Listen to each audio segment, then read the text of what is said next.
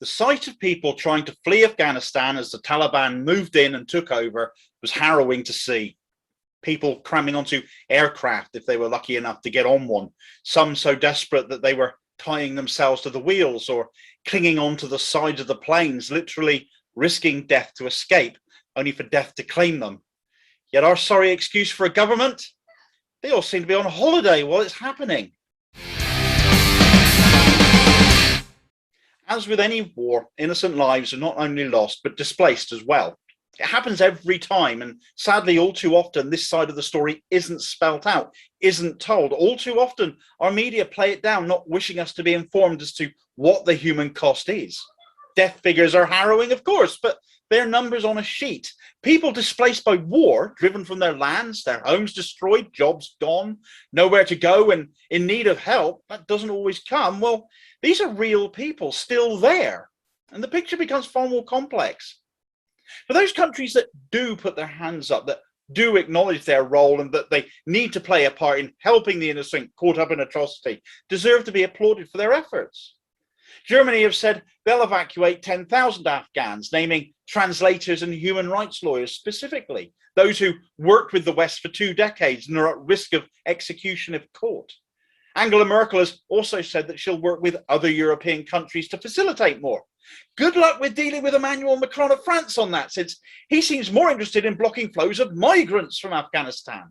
They aren't migrants, they're refugees. Learn the difference. And he's vowed to develop an EU initiative to stop them, pandering to the far right in his own country to try and save his own political hide at the expense of displaced victims of war.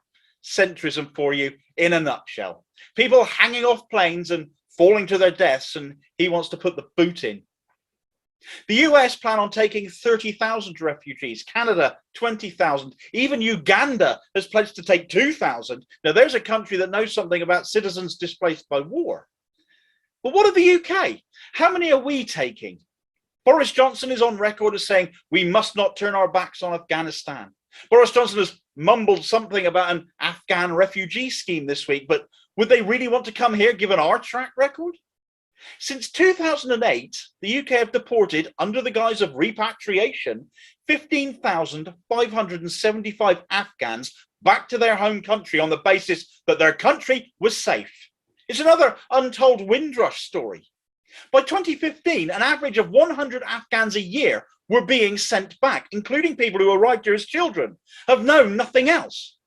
Their formative years were spent here. They studied here, passed qualifications here, were raised by foster families here. But the minute they hit 18, back they went. In fact, an investigation by the Bureau of Investigative Journalism found Afghan children were more than twice as likely to be refused permanent asylum as children than anyone from anywhere else. How many more days will it be before Johnson informs us how many refugees the UK is going to take? Why is it taking so long? Why also is he not being put under any pressure by the opposition? Where is Keir Starmer in all of this? How many refugees does Labour think we should take? Oh, he's apparently going to wait until the government produce some numbers first. Pathetic. He's going to Captain Hindsight this as well. Johnson will name a number and he'll go, that's not enough, and raise him what? 100? 1,000? And then Johnson will go slightly higher. This is what passes for leading the opposition these days. Utterly useless. Canada has already received a plane load of refugees, whilst we still can't make our minds up how many we'll take. It's hardly surprising Johnson was on holiday and the de facto deputy prime minister and geography impresario Dominic Raab, who also, without any trace of irony, is the foreign secretary, was also away. He was warned ahead of heading off to a beach in Cyprus or a beach in Crete that things were escalating in Afghanistan and that he shouldn't go. Naturally, being all about himself, as Tories invariably are, he went anyway. He's had to be dragged back, refusing to budge for several days, and mumbled a mealy-mouthed, nobody could have seen this coming, when he got back. Literally, the Prime Minister and Deputy Prime Minister of the UK were absent from duty. Nobody holding the fort because, you know, don't these Taliban types realise the UK is on its holes? Nobody could see it coming, he said. You were told before you left. Jeremy Corbyn warned Blair about this in 2001, but you know, who listens to jam-making vegetable botherers? Well, he was right again. He's also mumbled about increasing aid to Afghanistan by 10%. But this is after the UK cut foreign aid to Afghanistan by 78% just last month.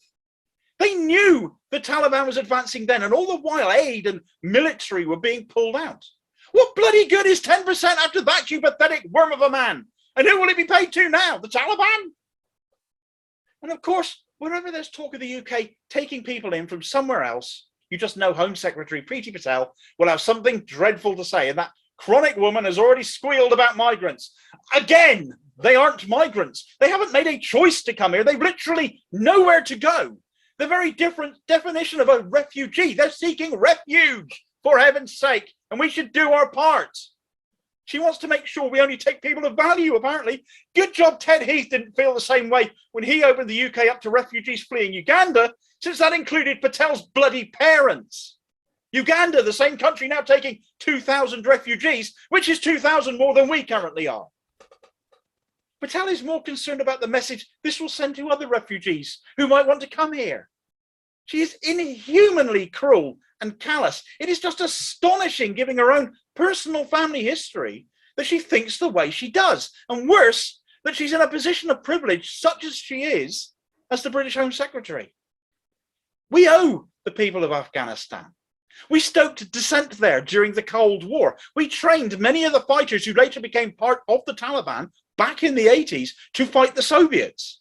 That proxy war left a country torn apart by civil war, which laid the foundations for the Taliban to take it over.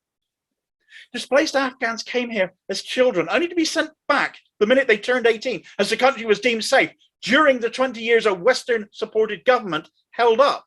But in reality, the entire thing was built on quicksand. Trillions of dollars wasted without giving any thought to the country being able to support itself. And it's gone to hell inside 10 days. Our government, we in Great Britain, we owe the people of this country a lot. We've caused chaos over there in the last 40 years to Afghanistan as a nation. The least we can do now is take some of those whose lives have been destroyed, thanks once again, in part, to this country, offer them a new permanent home, somewhere safe to rebuild. We should all demand it. We as a country need to do our part.